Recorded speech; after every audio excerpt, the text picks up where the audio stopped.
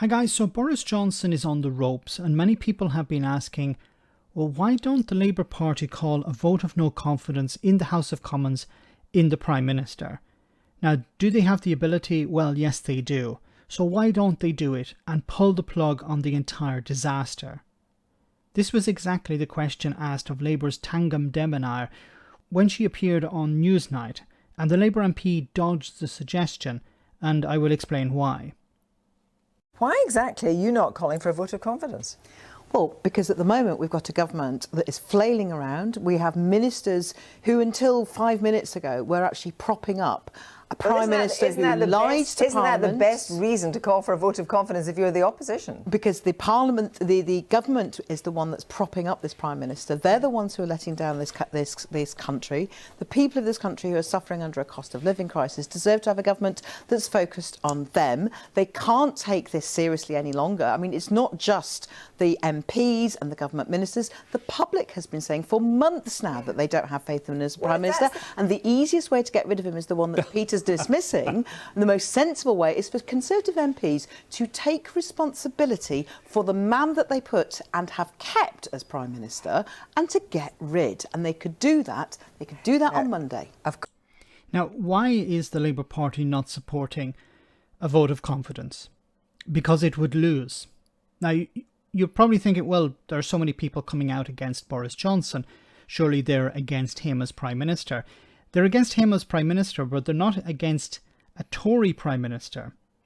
And if Boris Johnson lost a confidence vote, then there would be a general election. And the Tories don't want that at the moment. What they would prefer is to replace Johnson with another Tory and avoid an election.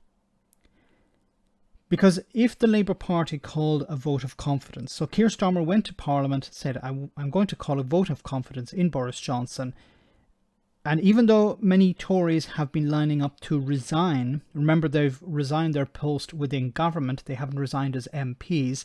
And so far, while I was recording this, nobody has actually crossed the aisle. Nobody has said, I've resigned from the Conservative Party and joined the Lib Dems or the Labour Party. That hasn't happened yet, anyway. If a vote of confidence was called, Boris Johnson, his MPs would rally behind him because he would point the finger at the Labour Party and say they're trying to bring down this Conservative government.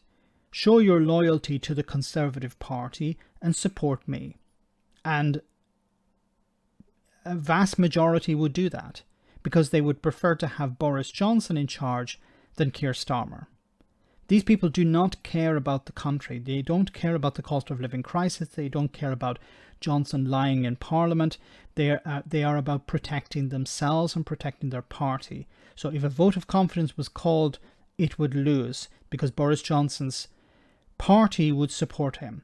Now his enemies within his party, some of them may rebel, but it would be very dangerous for them because Johnson and the Tories would point the finger at them when they go back to their constituencies and say, well, why should we support you? And it's possible that the party could invoke a 3-line whip to protect Johnson, and anyone who would break that would likely lose their seat. And if something is going to fail, then there's no point, standing up as a hero. Unless you're planning to leave office anyway. So some people may stand up against Johnson, but the numbers will be in his favour. Unfortunately, that's the case. Now, the Labour Party can't really say that because it seems like it is defeatist, but it's the reality. The optimal solution is for members of his own party to kick him out. But Boris Johnson doesn't seem to want to go, and perhaps he may call a general election, which would be a nightmare scenario for the Conservatives because they're extremely unpopular at the moment. And if there is a general election, who's going to lead them into it? Obviously, it'll be Boris Johnson, and he's not popular in the country. So the Conservatives, for them, the best outcome would be for Johnson to be removed or to resign. Better for them would be for him to resign and replaced with somebody else, and for them to continue to govern until 2024. Let me know in the comment section, guys, what you think. As always, your comments are greatly appreciated. Thanks a lot.